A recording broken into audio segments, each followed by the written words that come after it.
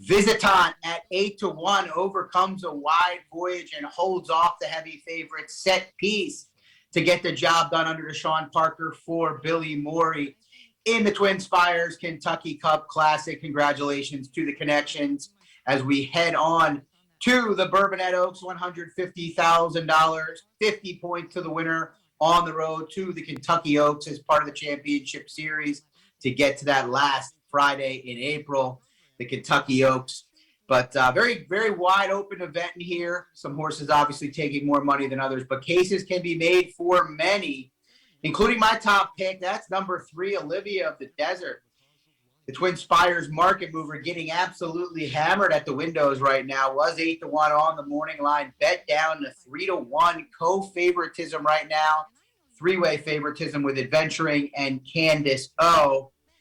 This is a hard-knocking daughter of Bernardini. I never really didn't think that much of her through her first few races. She broke her maiden at Ellis, had some okay efforts against Stakes Company, but then she beat me on November 28th at Churchill in an optional claiming event when she got a real nice ride under Brian Hernandez Jr., who takes the call here, sat at the kind of trip I expect her to sit in this one, and pulled away late. And then on the trapeze at Remington Park on December 18th, she looked dead beat in that race as the even money favorite and just kept coming and kept coming. The kind of horse I want to put my money on, the ones that keep trying. She finished 4th in the Honeybee in her first start off the bench for Kenny McPeak, 7-1 that day. Probably a little closer that day than she'll be to this early pace, pretty slow pace that day. Losing to the likes of Will Secret, no shame in that. You know, this is still a Kentucky Oaks point race, but that race was a stronger group, I would suggest. The question is, will she take to the all-weather surface? She's raced over the turf twice and ran pretty good, but not as good as she has over the dirt. So I was a lot more excited about 8-1. I expected a 5 or 6-1. 3-1, a little short for me, but she still is the horse that I like as my top pick. The 7 is Into Vanishing, and this is one of the fillies not taking money because of the money that Olivia of the Desert and number 2 Roll Up Mo Money are taking. But Into Vanishing, 2 wins and 2 starts over the Turfway, Turfway all-weather surface. Sorry about that. And hasn't been seen since that second win, the 6-length dominating performance on January 15th for trainer Jonathan Thomas. As I've mentioned many times, him and Augustine Stables have had an excellent meet. Thomas clicking it over 40% going into today. Good to see him bringing some of his top stock into Florence and having success.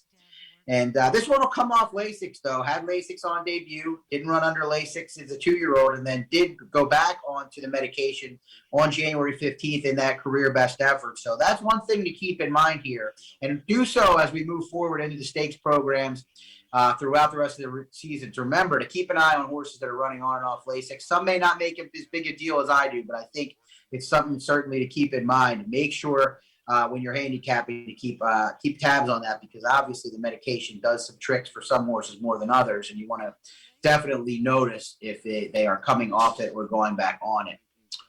Number 10 is Candace O, one of the other 3-1 shots in here, and this one will ship in for Graham Motion and River Oak Farm Medallion Racing. Just 1 career win in 4 starts, and it was a neck victory at Gulfstream Park at the 7.5 furlong, which is a 2-turn race distance there at 9-2 in a 12-horse field from an outside post. The only time that this one has had an outside post other than today. Could be good for her running style, the way, as long as she can avoid losing a ton of ground going into that first turn, which is always a question in these 1-mile events. But it's interesting that Rafael Bejarano takes the call here instead of on California Lily. Maybe shouldn't read too much into that. California Lily could have been somewhat of a late entry for this race after that very, very powerful wire-to-wire score on March 12th, whereas I think Candace O has probably been looking at this spot for some time, and maybe Graham Motion locked up Bejarano early on. But Rafael Bejarano does ride Candace O. Number 6 is California Lily, the daughter of California Chrome, the Derby winner for Art Sherman. And this horse has been a different filly on all-weather surfaces compared to the dirt and the turf. She dominated a field in an eye-popping effort, 90 Brisnet speed rating in her debut effort at Woodbine. and then put in an absolute clunker in the Songbird the Songbird Stakes on the Breeders' Cup undercard as the 5-2 top choice, finishing 12th of 14. Give him some time off, tried the turf at 5 furlongs, was out sprinted that day. But on March 12th, no doubt about it, on the stretch out to 2 turns, she took that field gate to wire and for fun, beating a nice runner in Foolery for Eddie Keneally, who I thought ran a winning race that day. Now comes back quickly off that effort, so you have to wonder, perhaps she's just moving forward and will be able to run the same race or better. Perhaps she takes a little bit of a step back off just the 15 days rest. There's other speed signed on in here to the inside. It's speeding and roll up mo money. You got Wait for Nairobi stretching out. So there could be contentious early pace, Candace O to the outside. But if California Lily gets loose somehow again, she could be dangerous. She's up there right now at 9-1, the all-weather specialist. Number 8, Adventuring, is the 7-2 second choice behind 2 3-1 shots for Brad Cox and Florent Giroux, who have had success on today's card despite the loss with set piece in the Twin Spires Kentucky Cup Classic. This one, 3 races, all 3 were washed off the turf at Fairgrounds, won the last one at 5-2. I prefer others, though, at 7-2. They're heading out onto the racetrack for the $150,000 Bourbonette Oaks. 50 points to the winner on the road to the Kentucky Oaks. Best of luck.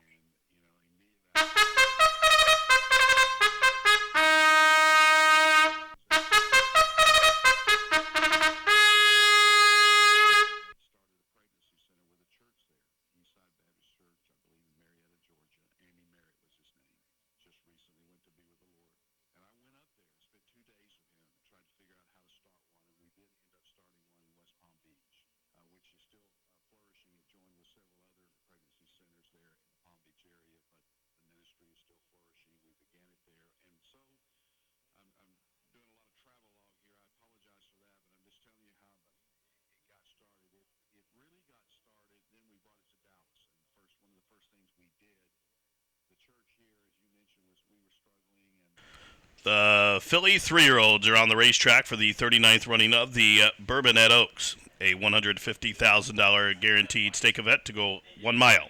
This is a road to the Kentucky Oaks point race, and let's meet the field. Field of 10, no changes. Number 1 is Speeding, owned by the DJ Stable LLC and the ERJ Racing LLC, trained by Mark Cassie with Santiago Gonzalez. Number 2, Roll Up Mo Money, owned by Dale F. Taylor Racing, Kerry Taylor and John Hogg. Kenny McPeak trains, Drayden Van Dyke rides. The 3 is Olivia of the Desert. She's owned by Susan Moulton, trained by Kenny McPeak with Brian Hernandez Jr. Number 4, Wait for Nairobi, owned by the Hartwell Farm and SF Racing LLC, trained by Ray Hernandez with Edgar Morales. Number 5 is Spritz. She's owned by SF Racing, trained by Rudy Brissett with Gerardo Corrales. Number 6 is Gary Barber's California Lily, trained by Mark Cassie with Rafael Hernandez. The 7 is Into Vanishing. She's owned by Augustin Stable of George Strawbridge Jr., trained by Jonathan Thomas. Chris Landeros will handle the reins. The 8, Adventuring, will carry the Royal Blue Silks of Godolphin LLC, trained by Brad Cox with Florent Giroux. Number 9 is Baker, Burnson, and Magdalena Racing's Forever Boss. She's trained by Kenny McPeak, and she'll be ridden by Perry Oots. Completing the field for the Bourbonette is number 10, Candace O, owned by the River Oak Farm, Medallion Racing, and the Claret Equine, trained by Graham Motion. Rafael Bejarano will do the riding. That's the field of 10 sophomore fillies to go to post for the Bourbonette Oaks, the 39th edition, 1 mile, $150,000 in purse money up for grabs, and also some key road to the Kentucky Oaks points.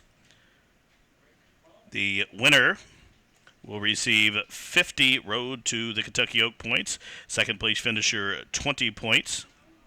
10 points to the third place finisher, and the fourth place finisher will receive 5 road to the Kentucky Derby points. Bourbonette Oaks coming at you next. Win, play, show, exacta, try, super daily double. Your final pick 3 of the meet.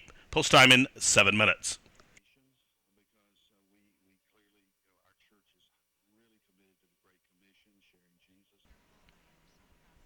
And they are off in the 39th running of the Bourbonette Oaks. And out for the lead, California Lily showing speed. Also, Spritz will try to hook up with her as these two take on the first turn. Through from the inside, Headstrong Speeding is into the bit, and these three right across the course with 6.5 furlongs to go. It's Speeding to the inside, California Lily to the outside. Now Spritz backs off that pace and will track him from third. There's a margin of 4 back to Wait for Nairobi, who settles on into fourth position, just a couple links further back to Into Vanishing, who is fifth. Down on the inside, Roll Up More Money is sixth. Out of the clear, Adventuring is seventh. Olivia of the Desert, the stake winner, is eighth. A leak for the back, Candiso is ninth. And Forever Boss is 10th. And trailing got the quarter, 23 seconds flat. The pace is on with a half mile to go in the Bourbonette Oaks. And it is Spritz. Opens up a 2.5 length lead. Speeding is second. Roll Up More Money. Keen to go on is going to have to angle off of Speeding's flank there. And right on her back, full of run, is Wait for Nairobi.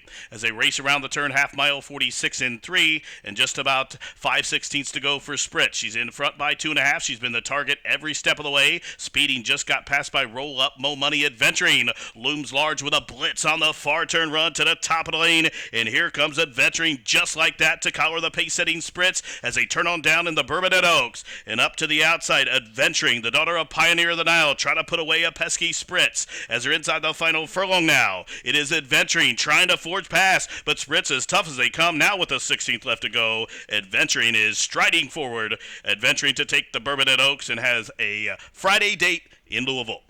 Adventuring wins by about 2 in the end. It looked like Spritz was second, and late on the scene, Candiso was third in 1:37 and 1.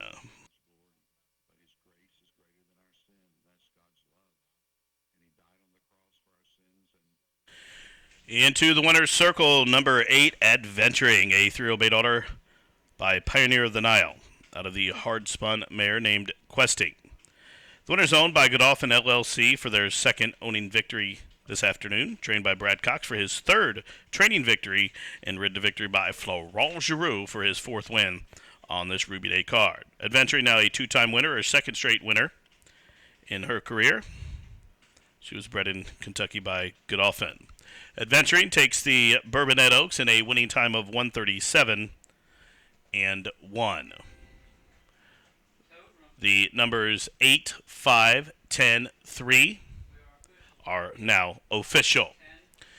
Ladies and gentlemen, at this time, on behalf of Turfway Park staff and management, I'd like to direct your attention into the winner's circle, where a trophy presentation will be made to the winning connections of the 39th running of the Bourbonette Oaks. Number 8, Adventuring, owner Godolphin LLC, trainer Brad Cox, and jockey Florent Giroux for their victory here in the Bourbonette. Making the trophy presentation, we welcome in Florence Mayor, Miss Diane Whalen.